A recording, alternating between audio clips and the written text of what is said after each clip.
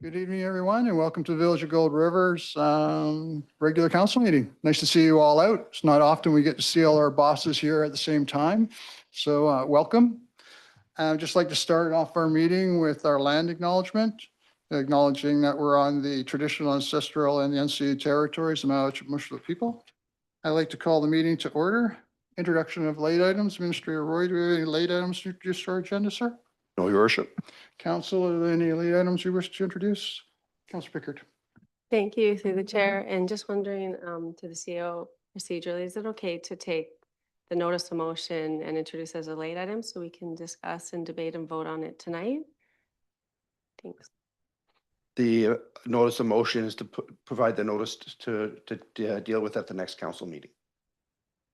You're referring to the second one you've added? Yeah. So is there any way to add it tonight to deal with kind of all these different issues I think everybody's here to learn about and for transparency? Can we talk about it tonight and debate it as a late item? I'd have to check the procedure bylaw. I don't have that area memorized, unfortunately. Our practice has been notice of motion comes on, then we deal with it at the next meeting.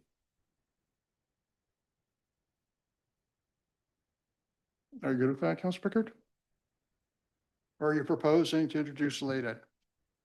Yeah, I'd like to introduce late items. I think it goes in line with all that we're going to be discussing. I think everybody wants to hear about tonight. Thank you. So your notice of motion, you don't want it to be a notice of motion. You want to introduce that as a motion? Is that what you're proposing? Yeah, we'll retract the notice of motion and introduce a late item to discuss this evening. And you want to introduce it as a late item, A late item motion. as a new business? Sure, Is that where you want it to be? sure. Mr. Roy, procedurally, can we do that? At this time, I believe so. Okay. So that's your motion. Do I have a second? Second by Councilor Pringle. Any discussion? Call for the question. All in favor? That's done. The notice of motion will be now dealt with as a new business as a motion. Correct.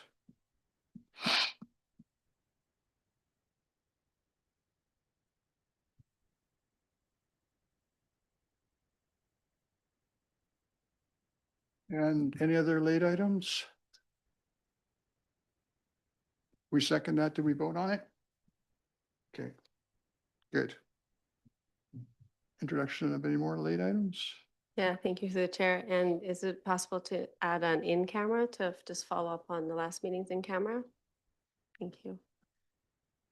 Yes, we could, if we can get it second. Second, a discussion. Call for question, all in favor, adding in camera for personnel tonight.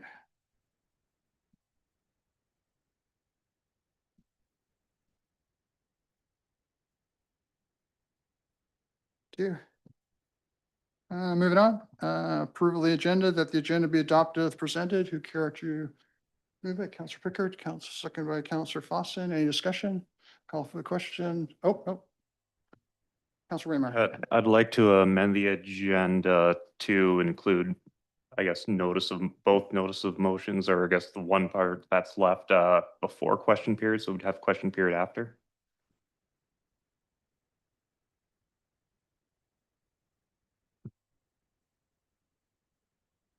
Question period is after new business when we're dealing with it.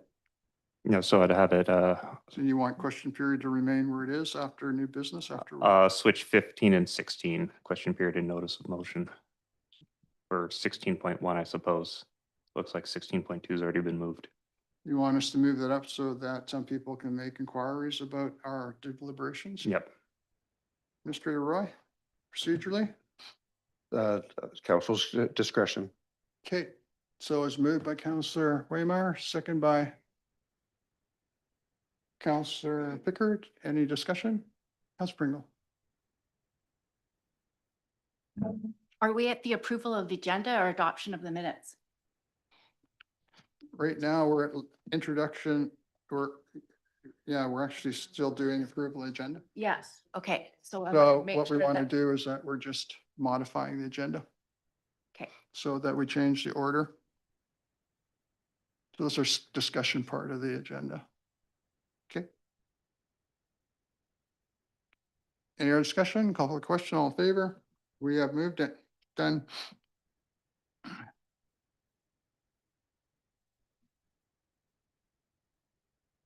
Adoption of the minutes, that the regular meeting minutes from February the 2nd, 2025 be adopted as presented. Who'd care to move it? Counselor Pickard, seconded by Counselor Fossin. Discussion, call for the question, all in favor? Carried unanimously. Public and statutory hearings, seeing none, moving on. Unfinished business, seeing none, moving on. Delegations. We have a delegation from the Chamber of Commerce regarding the Missile Campground being presented by Adam. Care to take the mic, sir, and introduce yourself and your address? Okay, good evening, Mayor, Council, residents, and fellow business owners. My name is Adam Clarkson from 644 Nimkish Drive. Welcome, Adam. Well, I'm here tonight to speak as president also of the Chamber of Commerce and on behalf of all local businesses in Gold River, especially those who benefit or even rely on a healthy tourism industry, of which I know there are many. Specifically, I'm here to give a voice to growing concerns regarding the village campground and its importance to our developing tourist economy. Part of the Chamber's stated mission is to advocate for local businesses and to support a thriving business community supported by tourism. And it is with that aim that I bring these concerns to you today. We also recognize the alignment of our mission with the Council's ongoing efforts to also prioritize similar objectives. As such, it is with unfortunate disappointment that I must emphasize the impact of losing the business of Vancouver Island Motor Events to Sayward this year. As you most likely know at this point, this locally registered business will not be returning to Gold River this summer with its group of over 70 riders as they had originally intended because of what we have learned are unfair rates, unsanitary conditions, and unsatisfactory management at the campground where they had intended to stay. The significance of this one cancellation on the local economy cannot be understated. However, we are also afraid the impact will be even further reaching. Using estimates from the economic development plan from the village, the economic loss of this event equates to a total loss of over $75,000 to the local economy, its small businesses, and its residents. This, of course, includes lost revenue to the village itself through income from the campsite. Beyond the loss of the $75,000 that would have otherwise been brought into our community, we are also very concerned of the negative impact this issue will have on the reputation of Gold River's campsite as a friendly, fairly priced, sanitary host for other future group events. If these concerns are not resolved before the tourist season, we will be deterring other organizations from considering our community for their gatherings, compounding the negative economic impact on the community.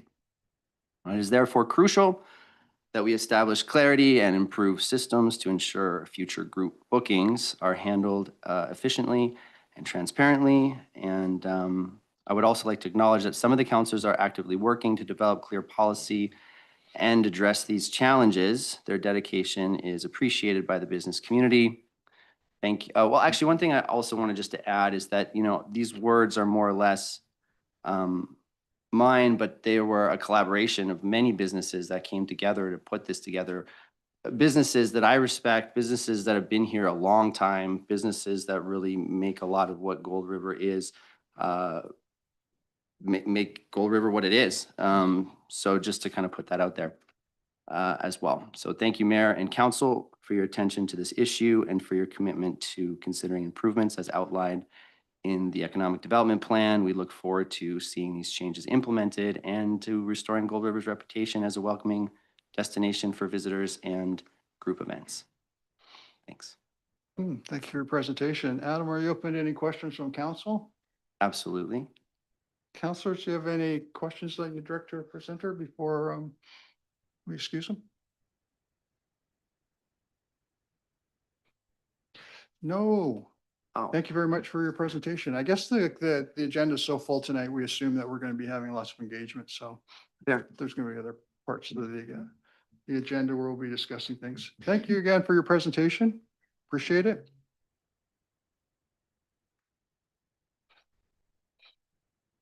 Moving on to number 8, administration reports, grant opportunity, fire smart community and funding supports.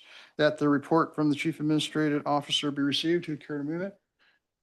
Counselor Pickert, second by Counselor Waymeyer. Any discussion?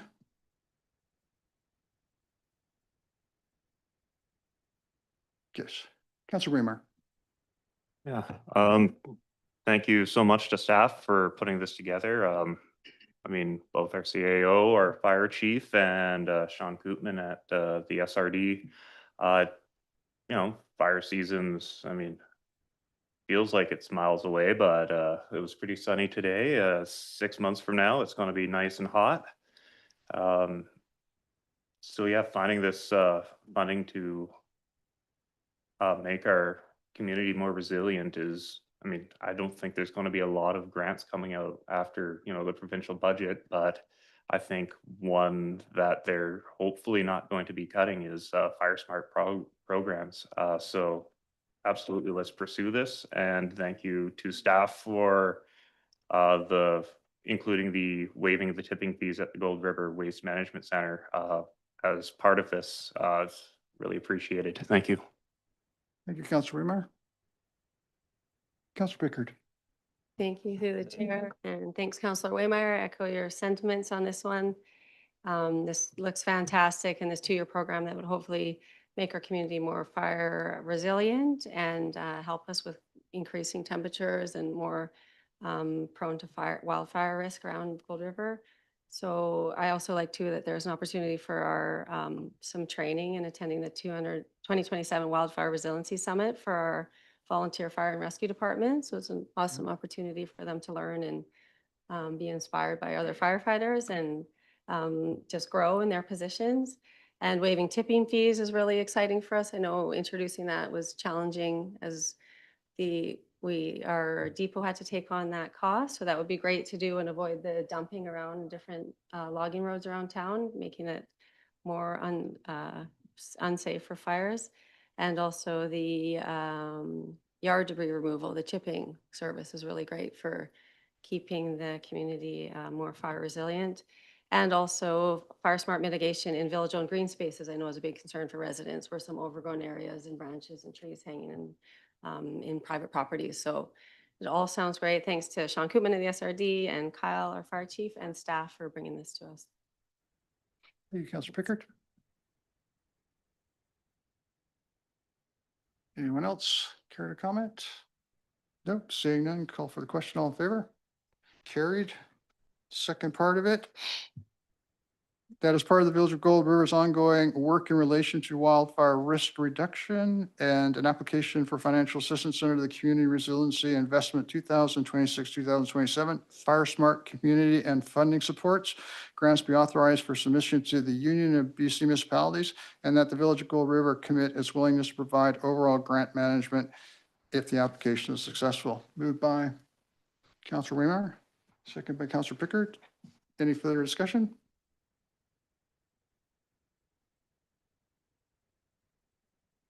Nope, everybody's happy with it?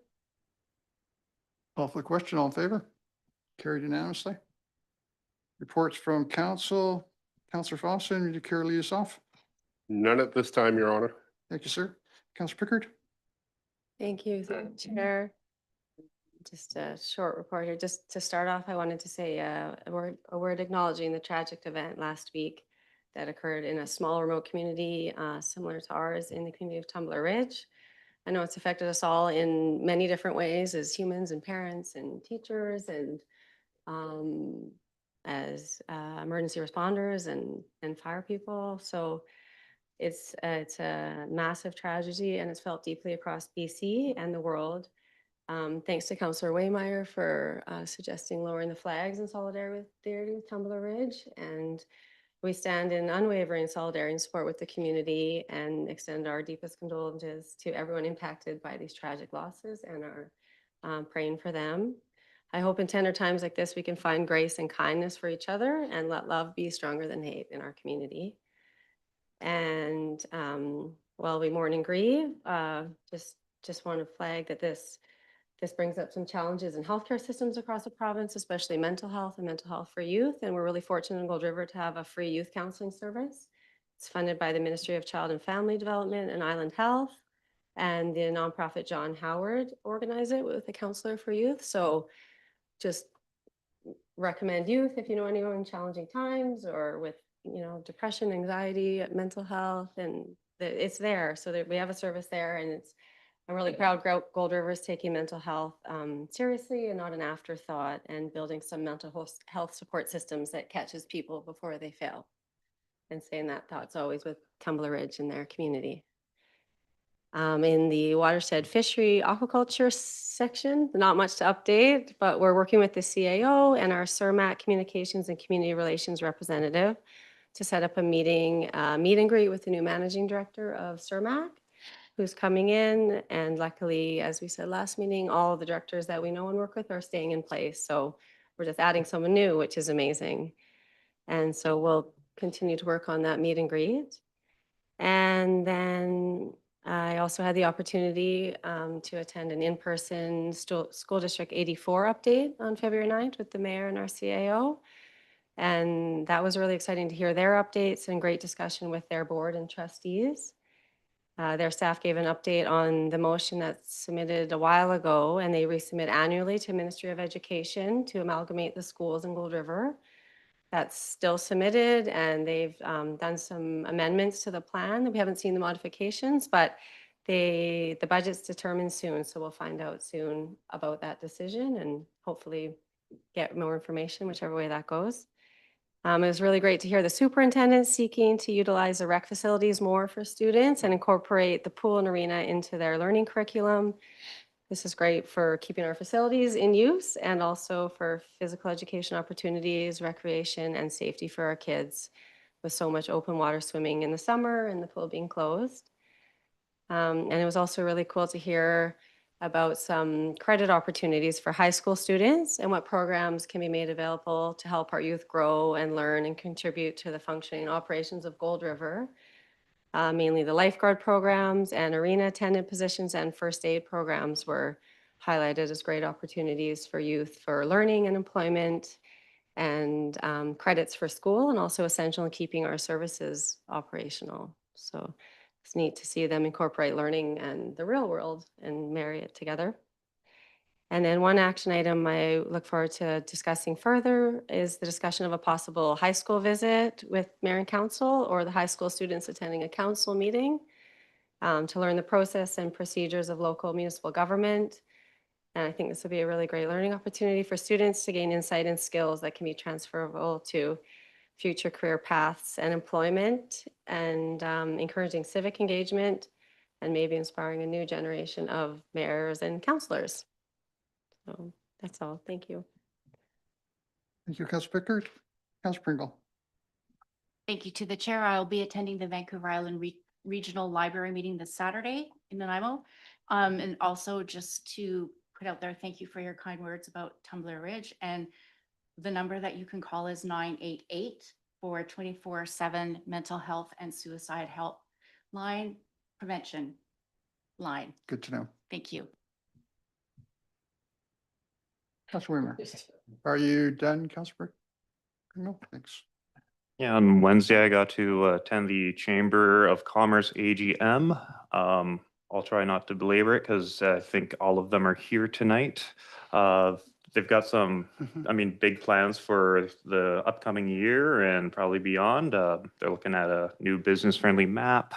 Probably the biggest thing on their plate is going to be taking over Gold River Days and transitioning from Linda Vandenberg. So thank you to, the Chamber of Commerce for taking that on, and Linda and Miss Nesbitt for, taking it on the last however many years.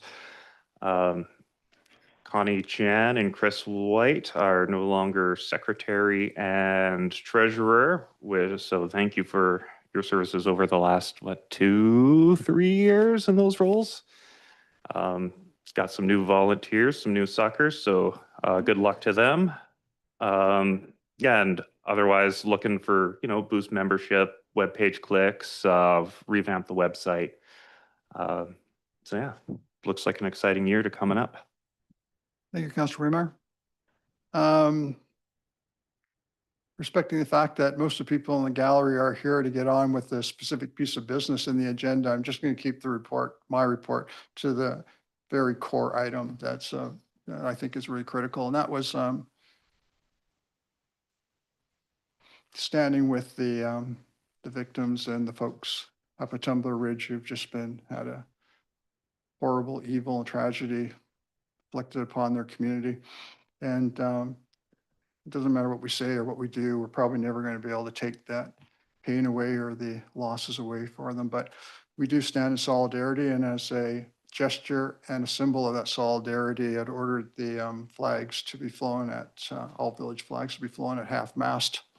The recognition of our solidarity with the folks up at Tumbler Ridge. So the other items, I think they can wait until next meeting, and so I want to get on with these folks' business. They're here for specific reasons, so let's get to it. On to information items, work in progress. Move that the council receive the work in progress for information. Who care to move it?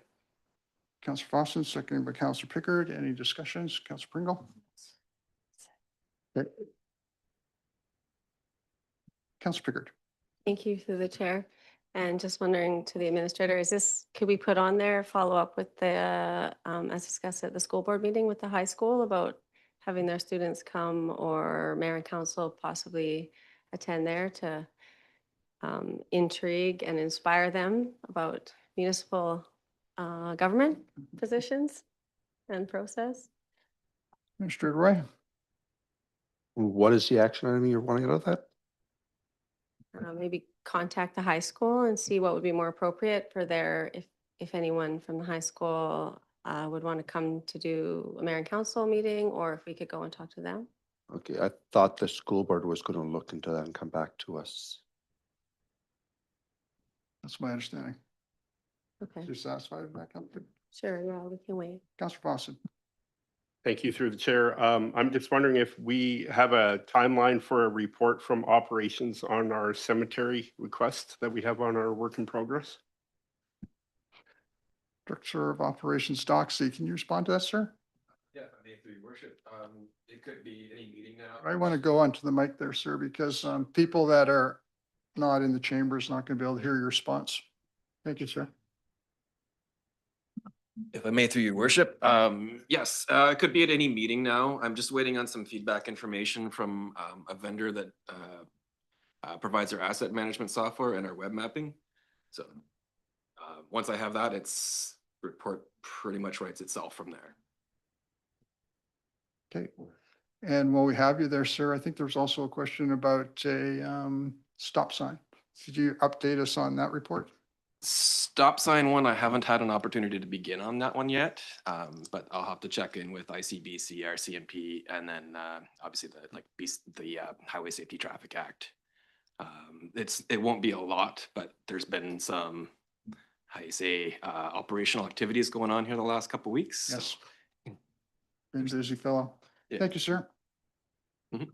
Any other questions council has for Director of Operations? Well, we got him on the hot seat and behind the mic. No. Thank you very much. The motion, Your worship, yes. just as another one, is council now satisfied that we've addressed the issue with dumping fees and grant opportunities, or so that can be removed, or do you wish to leave that on there?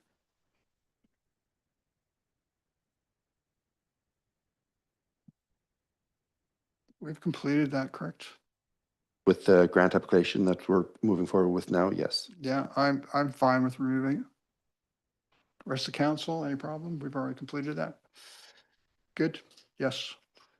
Any other discussion on work in progress? Seeing thought we were through. Councillor Fawson? Thank you through the chair. I did see that the work in progress for the sorry, my brain is, I'm thinking about, we had asked about having the shots for reducing complications of drug overdose within our community. I can't remember the name of that right now. You're looking at little- report from naloxone? Yes, Pre-stated? I see it's removed. I don't remember we actually got an update as to whether or not that's going to be in the community or what's going on there. Director of Operations, Doxy, could you update us on that, sir? I believe the naloxone kits are intended for the pool and the arena, and I'd have to go back and check where we're trying to get them installed. I believe there were 3 locations. Have we received them, sir? No, not yet. Thank you through the chair. I think the other locations were the dump or the recycling station That's because right. of the amount of public that we have going on there. That was correct. Councilor Pickard. Thank you through the chair. And I think we can also take off to the administrator the grant and aid update with the updated committee of the whole schedules for February 9th. Is that also completed? Or it could just be updated that the policy is still coming to come forward. We haven't brought it back to council yet. Okay with that, Councilor Pickard? The update. Thank you. Any other discussion? None, seeing none, call for question, all in favor? Done. Moving on to reports committee of the whole that the council received and approve the minutes from the February 9th, 2026 committee of the whole meeting. Who'd care to move it? Councilor Pickard, second by Councilor Fossin. Any discussion? Just care to move an amendment at this point. It says just a clerical. I think if you look under the report, you'll see where it says delegations, that it has the delegation for John Frame representing Gold River Rock Farms, and then there has some information and a response for us in terms of the grant and aid, which is followed later in administrative reports. So my amendment would be that we remove that duplication that's contained within the delegation component. So that's, who'd care to move it? Councilor Romar, second Councilor Pringle, all in favor? And we'll just go back and say that council received the work, that the council received and approved the amended minutes from the February 9th, 2026 committee of the whole meeting. Moved by Councilor Boston, seconded by Councilor Pickard. Discussions? Call for the question, all in favor? We've received it. Bylaws, none. Correspondence, that the correspondence be received for information. Who care to move it? Councilor Pickard, second by Councilor Waymeyer. Any discussion? Seeing none, call for the question. All in favor? Done. And we're into new business now. Now we're into the meat of the meeting. Just for clarification, what we did is we moved your notice of motion, Councilor Pickard, to new business. And then Councilor Waymeyer had moved your last meeting notice of motion that you're moving as a motion tonight into before question period. But I think that the order would be that we would do the first one that you had as a notice of motion from your last, and then this notice of motion that you'd moved up to the motion, up to new business would become a motion. So we'd have that order, the same order that you have in your report. Is that agreeable to council? I think that's a more logical way of pursuing it. Okay. Then the first. So we're in a new business. Everybody in agreement with that? So Councilor Pickard, would you care to make your motion on municipal campground policy and fees?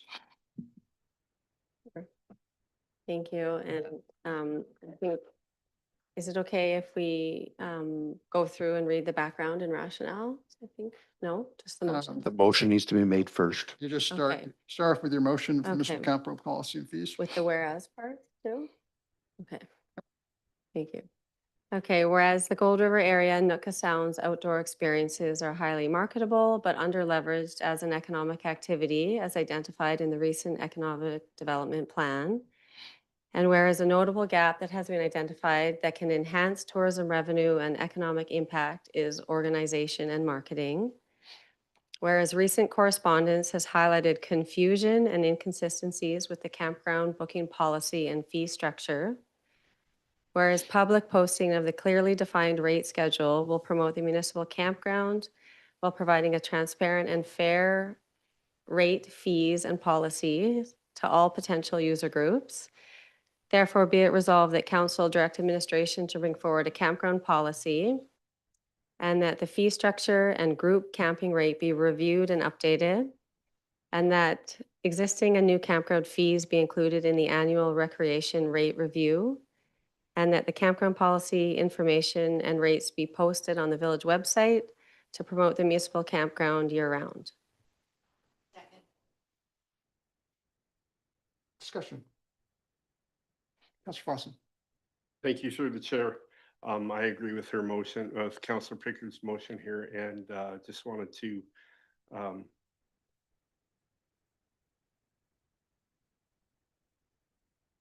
bring forward that where there's inconsistency and lack of clarity. I know it was mentioned that in our previous discussion, possibly that there was no proper signage down at the campground. And I have taken photos of that. It's been the same signage that we've had for years. It seems quite clear there. So I just wanted to make sure that it's known that there are photos of the campground, the signage of the campground that make it quite clear what the fee structure is. And I just wanted that to be known. And if anybody is in question of that, it's right here. Thank you, Councillor Fawcett.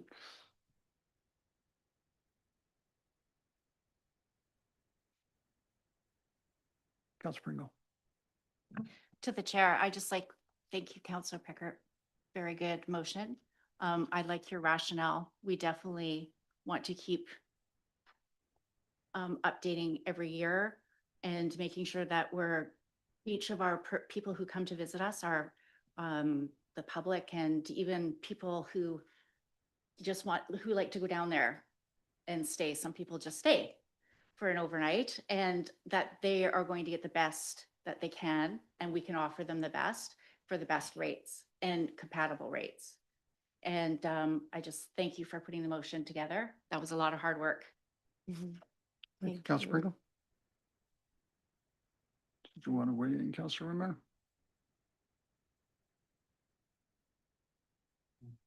Councillor Romero? Well, I mean, the whole campground situation's got me, a few sleepless nights. I'm sure many of us can relate. And yeah, I've got about 100 thoughts going around in my head, and looking at this, I think it scratches the surface of what we're looking at or what we need to achieve. So I'm supportive of it. That being said, I think we need to take an even deeper look at how the village and the campground have a relationship. Perhaps the number one thing on my mind, though, is our staff over the last week or two. I commend them for their professionalism, for doing everything that they can do. And when it's not council giving them direction, it's a previous council and a policy that's in place for them. The way they've been treated online on Facebook is absolutely appalling. I mean, there's libel and all sorts of things out there, which completely unsubstantiated personal attacks, which they shouldn't have to put up with. It's not acceptable behavior, and I mean, frankly, apologies to the chair and the gallery, it's bullshit. They totally should not be putting up with this. So thank you to our staff who've been putting up with this. And we're going to make things right, but there's different ways of going about things, and going on Facebook and totally attacking people is totally not acceptable. But now we're here and we can move forward with coming up with a solution to this issue. And I think it does begin with, looking at campers' rates and, clear signage and stuff. But I think we need to push beyond that and look at what does that mean for Gold River? Are we going to continue with the same model that we have down there? Are we going to look at it even closer and say, hey, maybe this model isn't working, maybe this procurement process isn't working, maybe we need to look at, making it part of the village and having a village worker down there working, and have the village take that on. I think it's a very big question, which, may not be completely answered in this notice of motion or this motion as it is now. But yeah, I agree that we need to have a campground policy and a fee structure, and, people should know what they're paying when they want to book with us. So yeah, I fully support this motion. Thank you, Mr. Weimer. Councillor Pringle, did you want to comment? Are you okay? No, are you, Councillor Foster, anything else? Councillor Pickard? Yeah, oh, ready on. Thank you. Thank you guys all for your thoughts. Thanks, Councillor Pringle and Councillor Waymeyer. And yeah, Councillor Waymeyer, I agree. This scratches the surface, and this really has flagged a lot of operational issues that have kind of flagged some policy issues and really shone some light into an area that we need to put a lot more attention and some clarity. I know everyone here is come for this reason and really concerned about this, and I just want to share that so are we as mayor and council, and as the Chamber of Commerce president was so kind to remind us of our strategic priorities, where we highlight economic development and community pride and vibrancy and diverse events. And that's what we all identified as a priority, and it is our priority. And we just had a recent ECDEV plan done last year with a ton of engagement, and a lot of the business community was part of it. So thank you guys. And that really focused on economic development and tourism, and a way for us to kind of grow as a community, especially with some challenges in the resource sectors and forestry and aquaculture, is tourism. So how are we going to do that if operationally it's a disaster and the rates are inconsistent and not competitive, and there are some questions of professionalism and no clarity. So of course that's challenging. It was challenging for us as council to find out, because we're not in the day-to-day, and challenging for operations. So yeah, unfortunately, it's kind of, opened up a hornet's nest, but it's good for us to really look at, and we appreciate all you guys coming and showing how much this means to you and your businesses in the community. Some of the motion wording is, as indicated in the Village of Gold River Economic Development Plan and strategic priorities, the shift and development to tourism-related products and promotion of community events is a focus for the Village of Gold River. And that's kind of our policy and the way that we want governance to shift towards to support that. Recent correspondence has indicated to all of us that there was internal discrepancy and confusion about rates at the municipal campground. And this confusion has led to frustrations and challenges with potential clients booking camping services for groups and events, and also a consumption of employee and contractor time. So that's, flagged. We need a really clear policy. This is not wasting everybody's time and turning out to be frustrating and deterring. We identified clear definitions of different rates for the RV sites, group sites, the entire campground, and specification on per site visit per person makes a really big difference for a big group, and will be helpful for future bookings. And then, as highlighted in the motion background, one guest mentioned a 4 to 7 times greater than the previous year with the same number of guests, but double the booking duration, which doesn't make us competitive or attractive as a location, and doesn't promote our campsite which promotes the businesses of Gold River. And so we really want to take this opportunity to have a clear and well-defined rate sheet that makes booking predictable and consistent, to ease the guessing game for the operator and create consistency within internal operations and the varying groups seeking price quotes and making bookings. And the clearly defined rates will take the mystery out of booking fees, which this potential guest couldn't really get any answers, and allow potential users to budget for costs and rate increases for their groups. If we review it every year, then they can see. So really making it fair and clear and transparent. Thank you, Councillor Pickard. Councillor Fossin. Thank you through the chair. And after going through this and after our discussions in our previous meeting, I think I still come back to the point of looking at, I believe we did have a clear directive from council to staff via our bylaw for the fee structure for the campground. And I don't know, maybe, let me just say it's a lack of communication or a lack of understanding the communication of what we set forward as a council. So whether, I know the term ambiguous was used, but there's nothing ambiguous when council says, this is the rate, that's the way it is. And then it's up to communication happening between council, our staff, and the contractor to make sure that that set rate was communicated clearly to both staff and the contractor. And I find it's kind of difficult to accept the fact that it was ambiguous when it's right on the sign. Somebody, staff or the contractor, put right on the sign what it was. $25 per site. That's what I believe, if we go back to September, that was our verbal agreement or what we put forward for the bylaw. And I guess our communication wasn't clear, but going forward, we will make sure our communication is clear. That's my comment.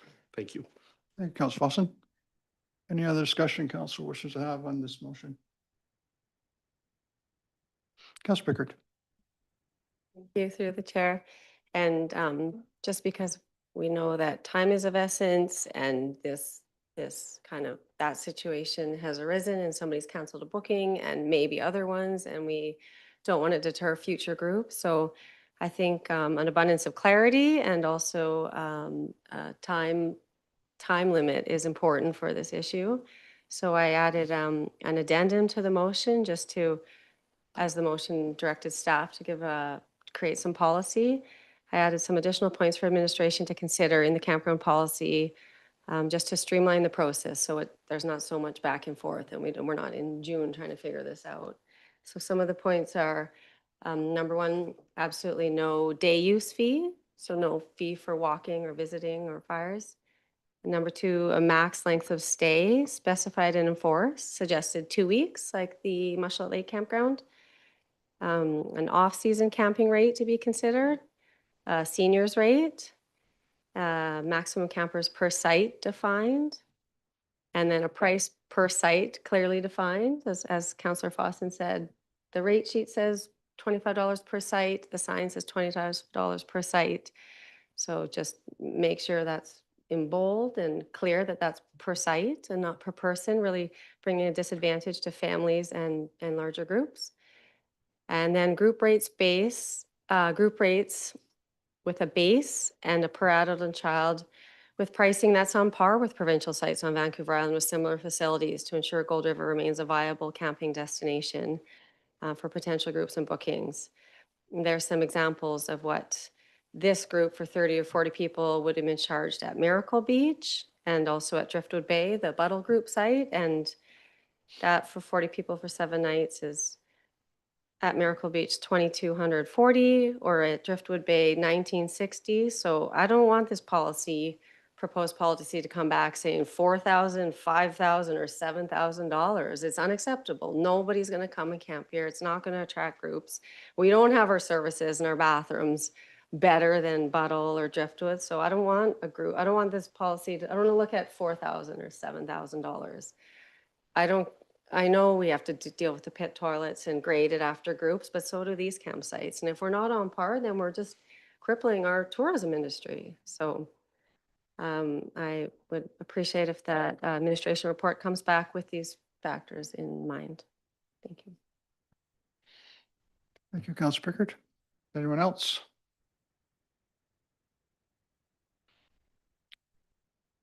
I'll kind of summarize. Folks, I think that when we look at this situation, we'll realize that there's some shortcomings here, there's some failures here. There's some things that we need to address. We, as a council, have heard you, and it's our intention as quickly as possible to address this and get some policies in place in terms of a campground policy. If you look at the Village of Gold River right now, currently what we have is we have a park use bylaw, and that park use bylaw, it addresses what we do at Marling Field and Nimkish. It doesn't even speak to our municipal campsite. We have a parks use camping regulations. That's a procedure, and it doesn't address the fact that we have a municipal campsite. It doesn't speak to the municipal campsite. We don't have a municipal campsite bylaw or a municipal campsite policy. That tells me that that facility down there is an orphan.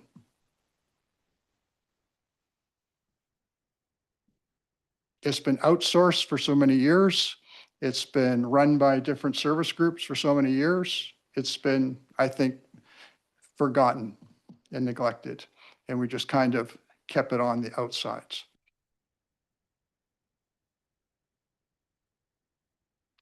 So what I do want to see come out of this process is what we've heard so far is I want to see a definitive campground policy that specifically pertains to our municipal campsite and addresses all the issues of camping that would normally be there for the industrial standard.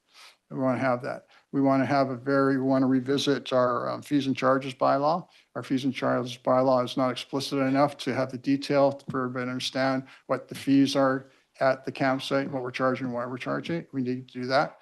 And then finally, the last thing I want to see that we're going to be challenging and staff with is to look at our service model down there. Historically, we've had a number of different service models. We've had the Lions Campgrounds. When I started off here in 97, Oscar Marcassini, who was a counselor at that time and also an executive in the Lions Club, when I joined, he signed me up to the work parties for the Lions Campground, and we would spend endless hours down there with groups of men working down there, all volunteer time. And then, of course, we ran into downturn in the economy and people had to leave town, and the Lions were no longer able to do it and transferred into a different model, which was more of a contract model. We hired somebody and they kind of took care of it down there. But it was on the outside, so it was never really part of the, I think, the inner part of our organization.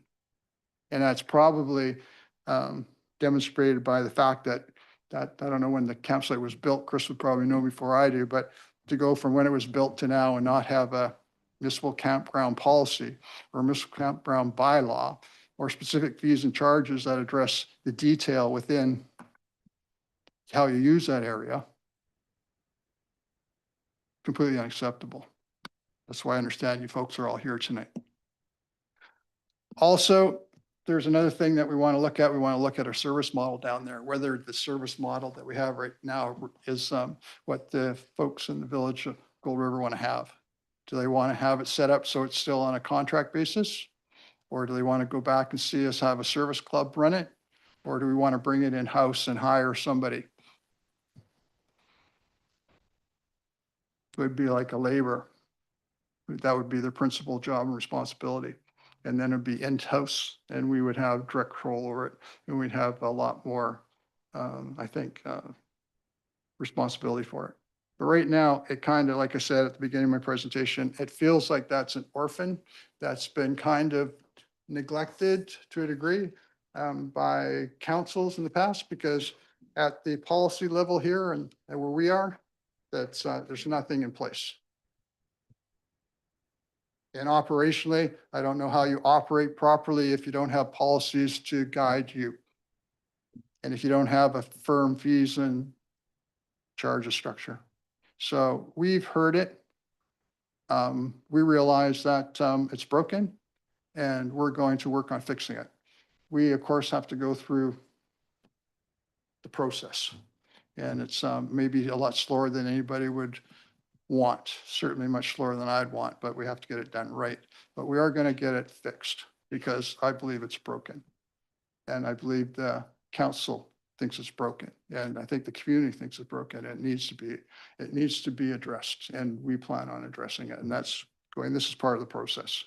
So the only thing I could ask for folks is that we've heard you and that we're working on it, and we are going to go as fast as we can. And we just ask you to be patient, but at the end, we will have a product that we put out there that people will support. And it'll get the job done, because right now the job's not getting done, and I'm not happy with it. Council's not happy with it, staff's not happy with it, employees aren't happy with it, publics aren't happy with it, so we need to get on it. And we will. So that's my conclusion. Any other discussion on this particular item? Councilor Fawcett. Thank you to the chair. I think it's important that I read the sign because it's signed the Village of Gold River. When it's signed Village Gold River, that is previous councils and our council agreeing to it. Whether there's policy on paper or not, which I think there is, a fee structure that we went through when we passed all the fees from amphitheater to the Bob Snodgrass Recreation Facility and everything. Bottom line, camping, Gold River Campground, right there, $25 per site. It's there. It said it was ambiguous. Okay, fine. Let's grant that. But when we have Village of Gold River on the bottom of the sign, that means we as council, as well as administration, staff have all agreed to this, but we are responsible because we are council. Let me just read it in case none of us have actually read the sign. I got a Because when our public goes down there or our tourists go down there, when it says Village of Gold River, they hold us accountable as council. Here it is. Please select a campsite. The fee is $25 per camping party per night, including GST. An attendant will collect this fee. Vehicles per camping party, 1 vehicle and 1 trailer, including towed vehicles. Either one, but not both, may be an RV. A second vehicle, non-RV, may be allowed on site for an additional nightly charge of half the campsite fee. Note, a towed vehicle is not considered a second vehicle. Campsite maximum, 1 camping party per site unless otherwise authorized. Checkout, 11 a.m. BC seniors camping fees, half rate except from July 15th to Labor Day when full rates apply. Thank you, Village of Gold River. Our tourists see that, our public see it, our residents see it. They don't particularly maybe tune in when we do these budget things. They trust us for that. But when we have, this is my signature when it says Village of Gold River as a town councillor. We did that in September. Thank you. Thank you, Councilor Fawcett. Any other discussion? Councilor Pickard. Thank you to the chair. Thank you, Councillor Fawcett, for taking the time to photograph that and read it out. And I agree with your sentiments too, that September, the rate sheet approval was $25 per site. No mention of anything else. And then also at the campsite, $25 per site with those different vehicle considerations and additions. And so, yeah, it was an uncomfortable and slightly embarrassing and discouraging reality to read the back and forth between the municipal campground operator, the motorsport events coordinator, and our administration then getting involved, and even for ourselves as council approving a rate alongside with all the arena rates and all the pool rates and Marling Field and the coffee urns and the chairs and the community center. So a set rate, but then reading the communication and trying to find clarity as a council member, having the very different rates quoted from all of our staff. Our one staff CAO, a breakdown of 1575 a camper for 4,410. Director of Operations, two different quotes, 950 for the first 10 and 1650 for the remaining 30 to 40. And then a discount from the 25 per camper, which was never approved by any of us or considered. So my family of 5 would be $125 to camp there. It was outrageous. Down to $18 per person. And then the operator with the quotes of 30 people for 4,200, 40 people for 5,600, or the full campground with people being able to stay there who are already camping on a late long weekend. They could have the campsite for $7,000. But we have there's in the RFP, it's written 15 campsites. Even if at $25 a campsite, if you do that for the whole week, it's $2,600. So I'm not surprised that this group is decided on a different location because and I'm not surprised that this group was frustrated trying to figure out a policy. So it's all ambiguous and I couldn't find clarity on it myself. So I understand that it's frustrating and I understand we need to look within ourselves, mayor and council, and as an organization, operations, management, and sort it out and make it fit all of our policies and make it fit all of our talk of tourism and support it. So thanks for bringing that. Oh, Councillor Fossey. Thank you, Councillor Pickard. Anyone else care to comment before I call for the question? Everybody exhausted it? Any other discussion? Hearing none, call for the question. All in favor of motion? Carried.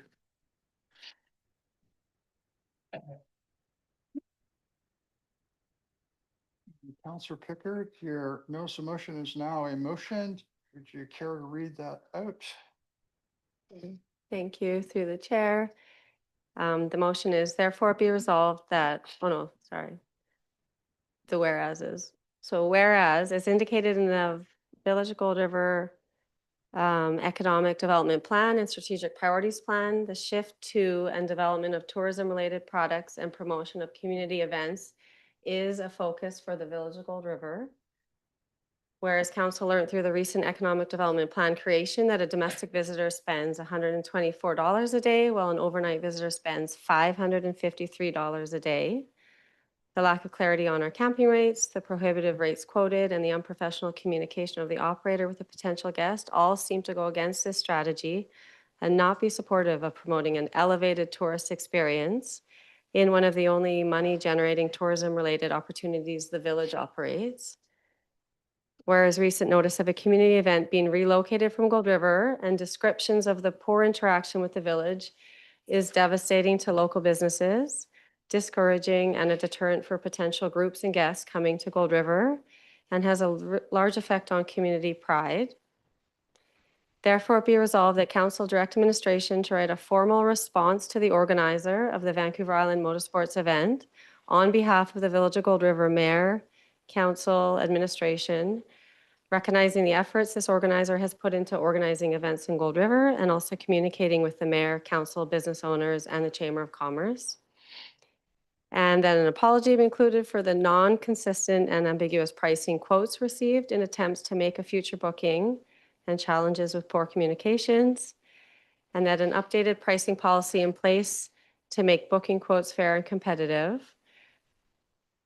We would kindly request, after an updated policy is in place, we would kindly request future consideration to host these motorsport events again in the future for the benefit of all residents, the community, and businesses. Discussion.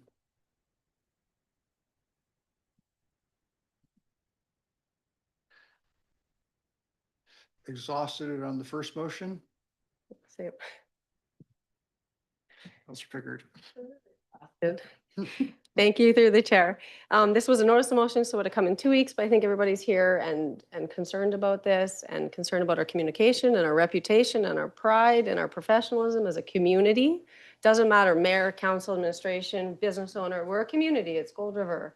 And we need to stand together and we need to, as we said when Gold River Aqua Farms was here last week for a support letter, we can all do it individually, but there's strength in numbers and there's strength in us being united and there's strength in a letter coming from all of us. So I just kindly request that the operator has been in contact quite a few times with mayor and council, and I think a coordinated formal response to acknowledge his communication and what his business means to Gold River, and that we are looking to amend our policies, and sorry for the challenging quote rates. It would be really important for us, really important for advocacy for our businesses, really important for our reputation as a tourism destination, and really important to hopefully attract him or his biker friends or different groups back to use our services and eat at our coffee shops and go to our restaurants and just make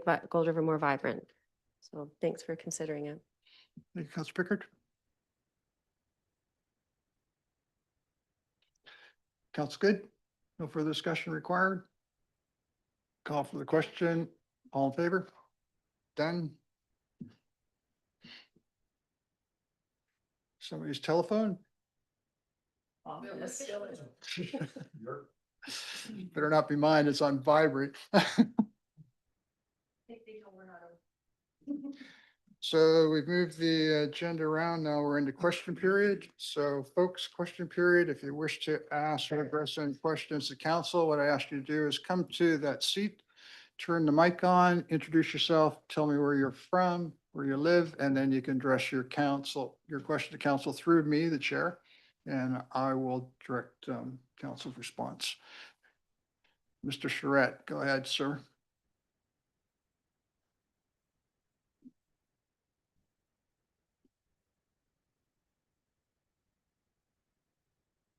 My name is Mark Charette, and I live at 308 Mushlet Drive in Gold River, BC, Welcome, Mark. V0P1G0.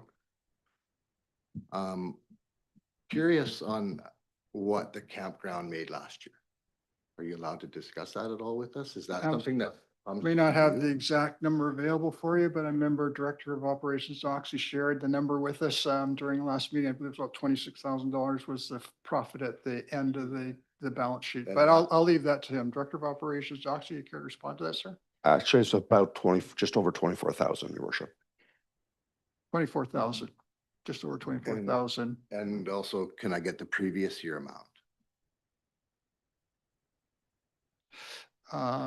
We're not prepared for that. CAO, do we have that number at the top of your head, sir? Previous years, no. Okay, we'd have to get back to you on that, Mark. We don't have that. Is that something that you'd like us to get back to you on? Yes, it would be. Okay, so I'll just leave that for the Okay, office to great. get that number back to. I'm sure it's not hard to do. Just have Oh, to no, reference yeah. it. Do you have the number from the previous year? Yeah, the RFP states that the campground generated approximately in 2024, so not last year, the year before, 24,700. So About the same, I would think. when this new host came in, how do we not know he was charging those same rates? Has he been charging those rates the whole time, or was it just for the bike? If you're addressing your questions, Mark, you don't To you. direct it directly to the staff. You come through Okay, I me. thought you're, No, you don't. Okay. Come through me, ask me the question, and I'll get staff to respond to you, okay? That's how it works. Not being a jerk. That's just how it works. And that's how we maintain decorum. So what's your question, sir? my question is, has that been the rate schedule from the first time that this new camp host has taken over? Like, where did it change? What's the cause of the change? Was it just because it was a big group and it was bikers, or has it been happening since the new camp host has been there? Director of Operations, Doc, so you can respond to that. I think in order for this to work, Mark, when he responds, you'll have to vacate the chair because the folks that are watching online, they can't hear Fair enough. Director of Operations Doxy's response. So you'd have to vacate the mic while he responds. And you're welcome to return again, sir. If I may, through your worship, so the question was if the rate structure had been in place prior. More or less, yes, it had been the same $18. It had been not the same, I shouldn't say, but it had been $18 per night. And then last year, Probably around August, September, when the rate schedule comes forward, it was up to 25 as it had been north of 10 years before the rates had ever been adjusted. And the campsite has, I know in the RFP, we mentioned 15. I've counted them now. There are 17 sites with an 18th. That's really one in contiguous with the group camping area. That's about 5,000 square feet. Mhm. So I know one of the, so I guess in this instance, the fellow was quoted the $25 per campsite. And then when talking about the group sites, it was the same as the last campground host. And it's only in our contract that it's even discussed. It talks about the operator having the leeway to charge less for the group site area, but not more than the council mandated minimum. So one thing that has, it was always there, but we clarified in the RFP and also in the contract was that the campsite's intended to run kind of as an offshoot of the village, if you will, where revenues pay for expenditures. And prior to this operator, they weren't happening quite in that format. So we were providing a lot of services with village staff that weren't getting recorded down. In this instance, we're recording down things like garbage tipping and some of the minor maintenance that our crews do. And they get charged back against the total cost. So we share in the revenue and we share in the expenses. Let me see, did I cover? Probably not. So in this instance, I think the operator had been given different numbers aside from myself, from the organizer. So when we're talking like whether or not it was 15 or 18 or dollars, it was kind of like, are we talking 35 people, 40 people, maxed out at 50 people? And then the other numbers there about the 950 and the 1650, those had nothing to do with the campsite. Those had to do with the conversation extension of whether or not this would be qualifying for a grant and aid. It was not a non-for-profit. It was a business being run for, you know, a significant amount of money that was being charged to the bikers. So that was the only context of that. It had nothing to do with the fees that the campground charged. It was always $25 per campsite and then less for the group camping area. I think that clarifies a lot. I think. Well, yeah, the group camping area, you've got like 5,000 square feet. It's not a huge amount of area. By any rights, you'd have room for something in the neighborhood of like 25 campers, you know, giving them a couple hundred square feet a piece, which is basically like a very small tent. You're basically making a tent and your bike right next to each other kind of thing stacked up. I believe what Director Operations is getting to is our group's campsite area does not have a fee structure because it's not part of it's a large site or large area. And the contract had leeway in there for the operator to come up to a price that I think that would have been then based on a per person. Yeah. Oh. Question and answer. Thank you through the chair. I'd like to ask through the chair to the Director of Operations a question, if I may. In your estimate, 17 times 25 equals what? I'm not a good estimator on that level, but yeah, for 40 grand, something like that. Okay. 40, So 45. thank you very much. Thank you, sir. Just for clarity, in your explanation, is there anywhere in our fees and charges that stipulates what a group campsite rate would be? No. Thank you, sir. Follow-up question, Councillor Fawcett? Yes, thank you through the chair for that question.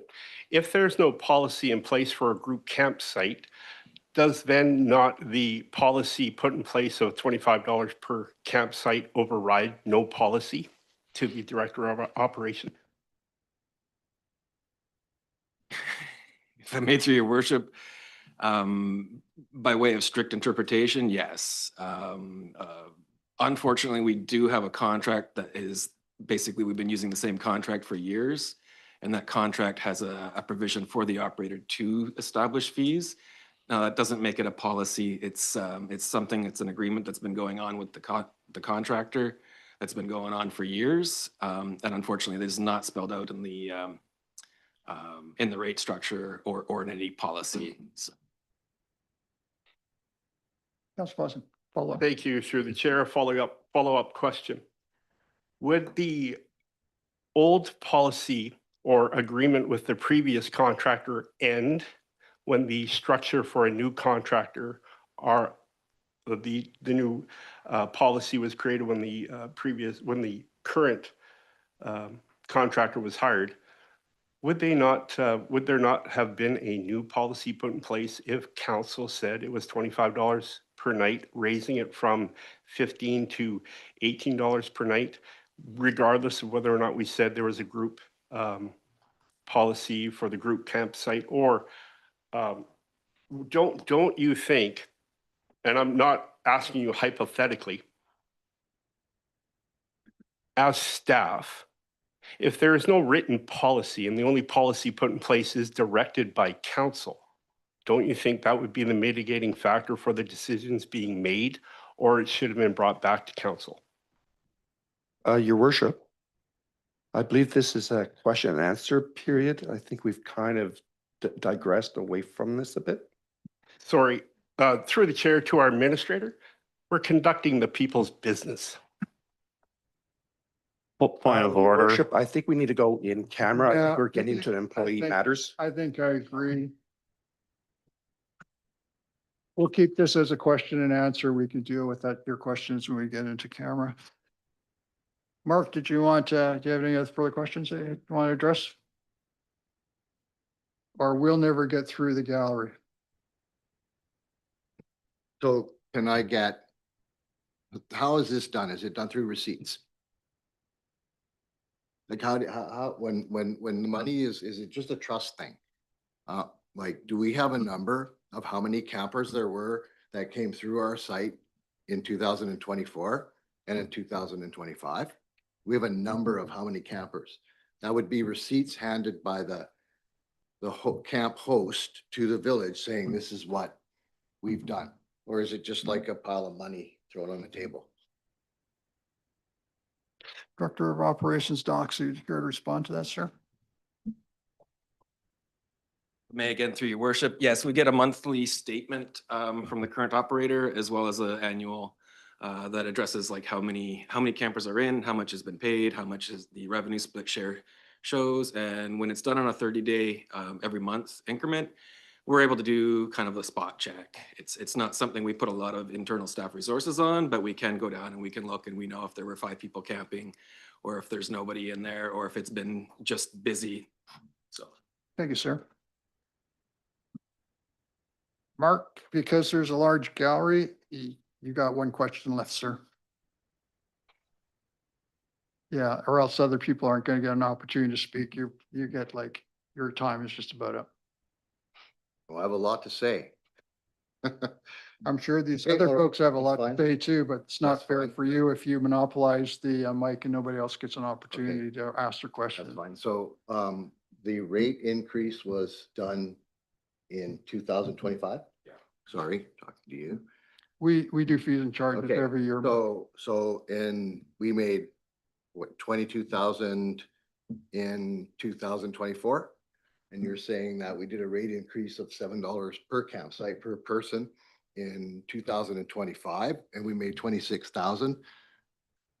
We lost a third. How did we lose a third? The rate increase happened in September for 2026. September of.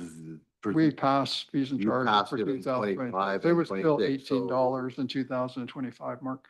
Okay, So thought I it was- becomes $25. It's $25. my question was, when did the rate change? Not when you voted the rate in. When did it change? So it was September? Changes for, yeah, September 31st, I believe. Okay, Yes. so, The That's change funding as of cycle. when council passed the resolution. Yeah. So you're through your camping season. okay, so that's done in September. Does that make sense? It does now, Okay. yeah. Anyone else wish to address questions to council? I'm sure you've all come out here. You are anxious to ask council questions. We want to make sure we get an opportunity to have some mic time. So that's why you're kind of restricted to about 5 minutes. It's not that we're being, we don't want to hear your questions, but we do want to be inclusive and let everybody else have an opportunity to have some mic time. Go ahead, please introduce yourself and address Anita, and what is your question? okay, Anita Lawrence, 396 Chamis Crescent. I'm just wondering to administrate to Mr. Doxey there, when you have an operator who doesn't give receipts, then how do you keep track of those sales? Thank you for your question. Director of Operations Doxey, you care to respond to that, sir? Again, through your worship, you can't. We can do spot checks, but we do rely on the monthly receipting, which we have been getting. Yeah, that is something that has been very diligent, I guess, with the current campground operator, so. Thank you, sir. Anyone else care to ask a question? Mr. Smith?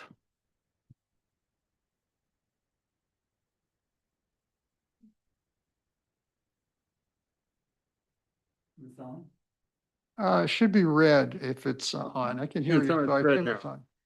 Good evening, Good evening, Ken. councilors and mayor. I have quite a bit to say as well, but unfortunately my time will be short. Just so everybody knows, I was the former camp host operator for 12 years. Yes, sir. And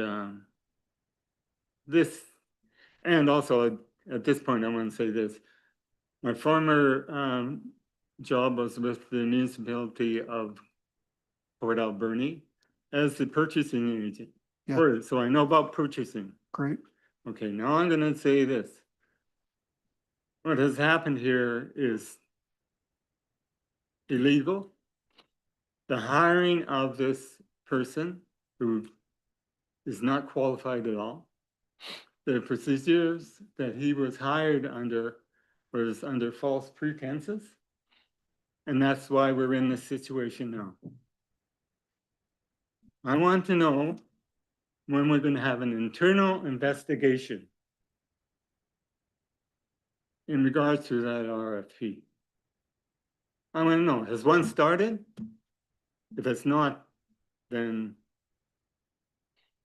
there's going to be some serious problems.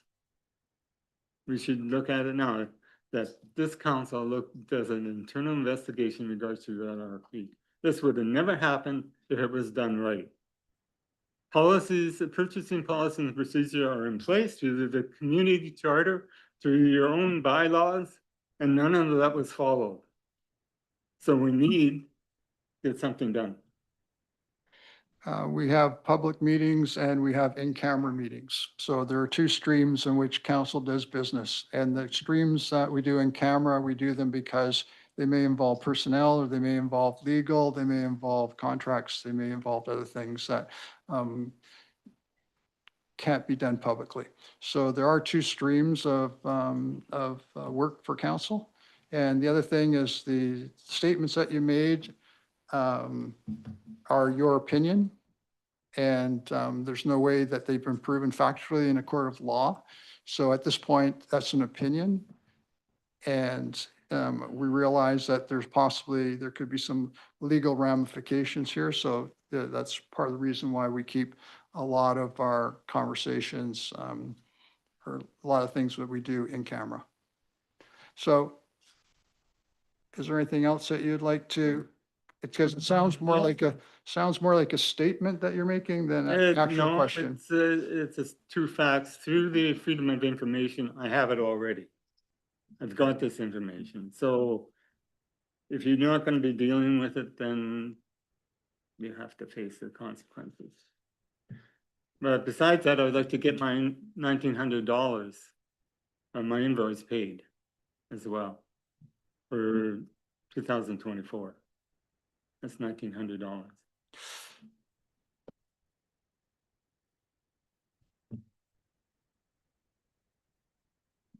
I guess that's all I got. I got more, but you know. Thank you, sir.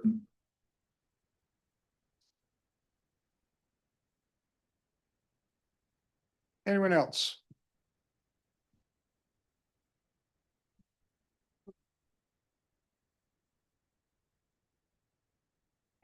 Candace Baker, 414 Donner Drive.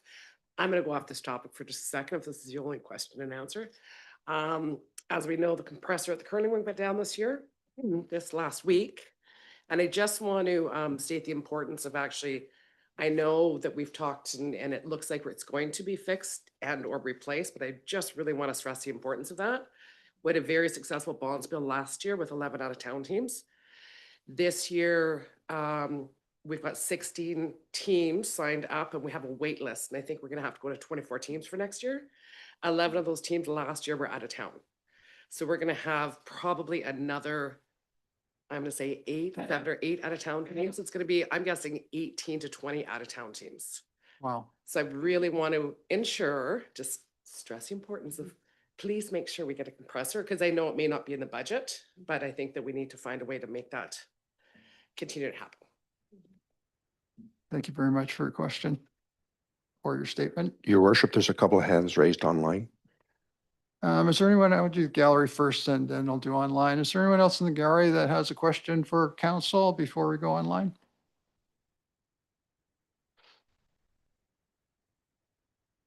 Terrific. Online questions, please.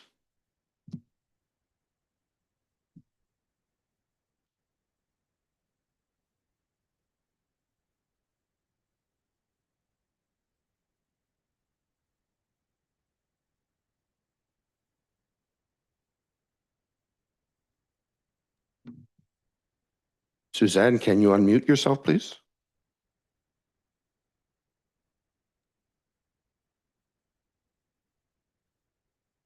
Okay. I'll go to the next one.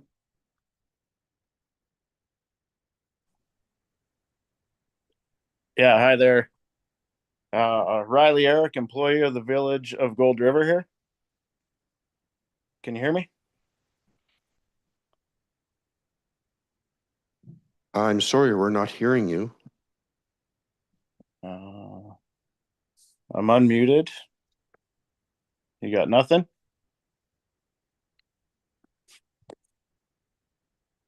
I'm sorry, Your Worship, and to the person online, we're not hearing you. I'm not sure what the technical issue may be.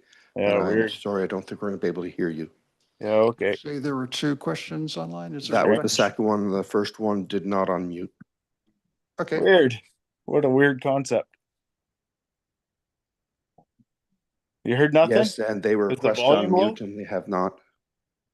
I'm unmuted. Is the volume low? Can you not hear me? Maybe turn the volume up.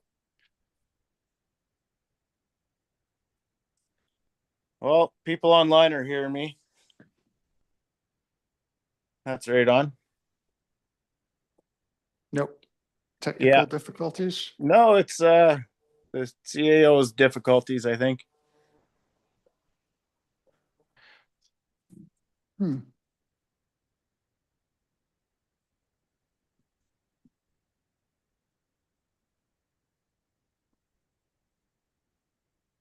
Well, as as an employee of the Village of Gold River, according to the RFP, there's a lot Are of they able to phone their question in there, CAO? whatever the village does for work at the campsite is supposed to be charged to the camp host, and I don't do you have their text mark? payroll coding for it anywhere. Can you just come up to the mic and read their text out for me and we can respond to their question? I have no coding for the campground, and I'm Not a really village happening. employee. How does it get taken off?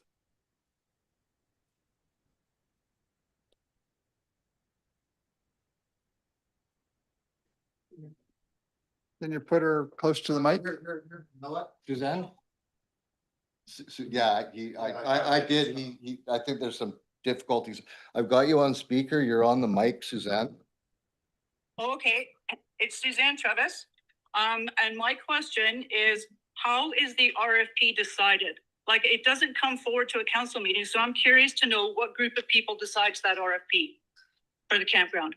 I was expecting that question and yeah, we do have a purchasing policy and I'll let the Director of Operations, Doxy, respond to that. If I may, through your worship, I don't have the purchase policy in front of me, but the RFP was decided by myself. And it was on the basis of the best value to the village, being a 5% differential between the two submitted bids. So My understanding of the purchasing policy stipulates that if there's a contract over $10,000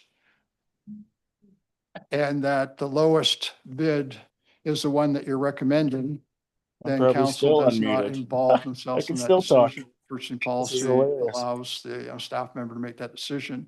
If the quote that you're looking at is the higher quote, then you have to come to council for council's approval to allow you to issue a contract to a bidder if their bid is higher than lower ones. And since this one was the lowest bid that you took, you weren't required to do that. You were given authority under the purchasing policy to make that decision without anyone else. Not a council decision. You still there, Suzanne? Did you hear that, Suzanne?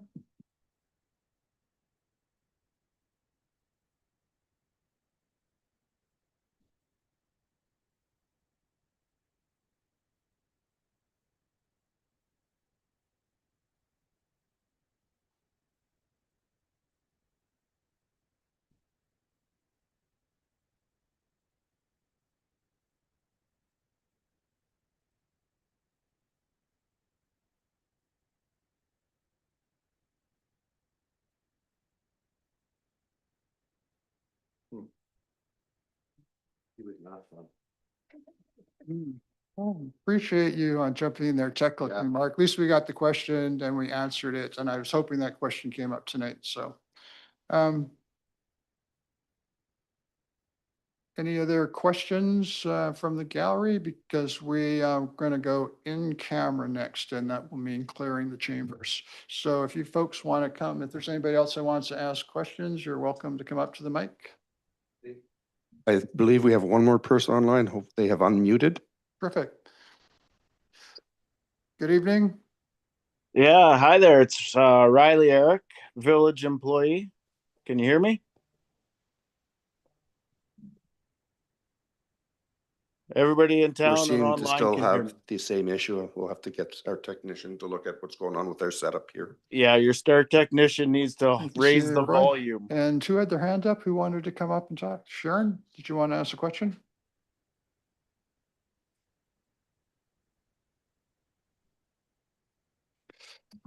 You might have to get closer to the mic with your voice. Yes, I might.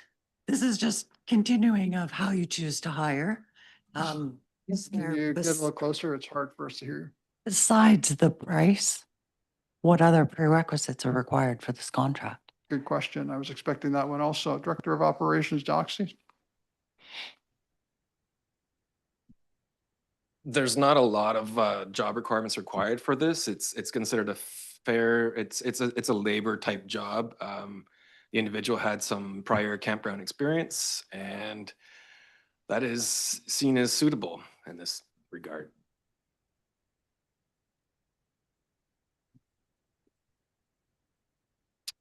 No. Somebody else? There was another person who had a question. Go ahead.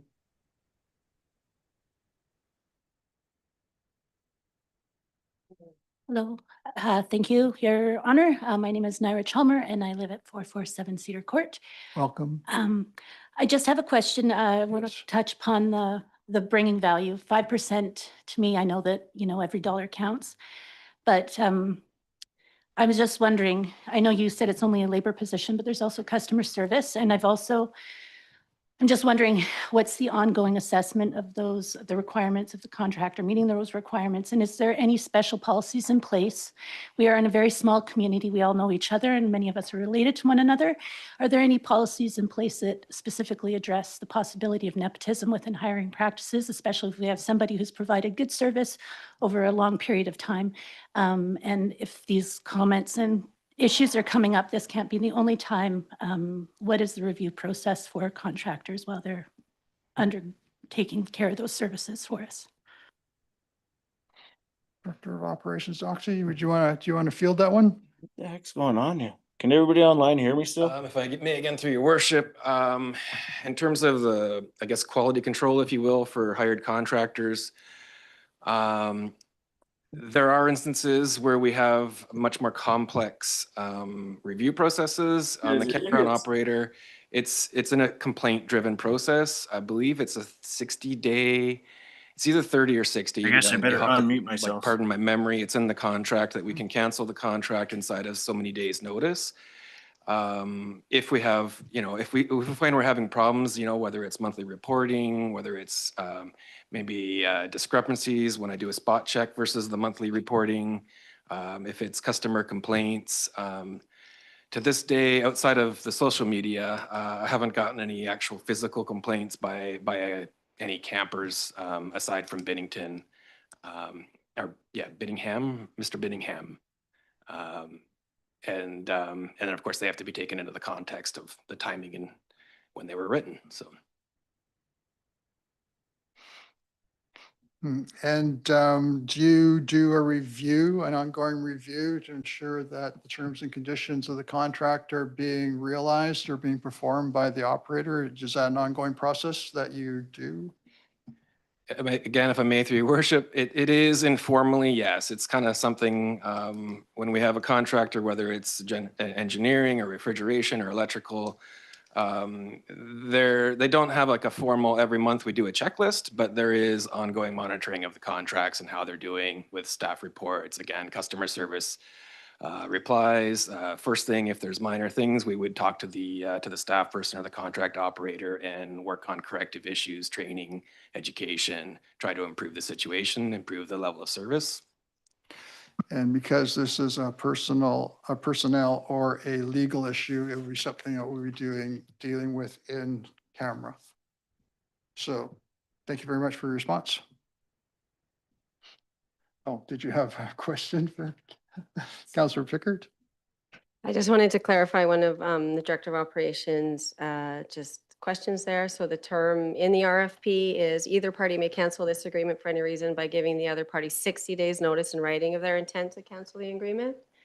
And also thanks Suzanne, Sharon, and Naira for your comments. And I think maybe this is another policy thing that council can take out and look at this at the purchasing and the hiring, and looking at that, maybe that not considering this a labor position, as this is an ambassador doing customer service and relation day to day, as we saw the communication, and that we need to take this more seriously. We're saying we're a tourism related town and we're going to promote businesses, and then we have a labor position with not many qualifications dealing with our one tourism revenue generating mechanism of the village that's going to affect all the other businesses. So yes, the 5% differential was maybe just the only priority for hiring, but I think we maybe as a council can look at that policy, because if we look at what's lost, what did we make it up in that 5%, or have we lost a lot more this year and in future and in reputation and in pride and time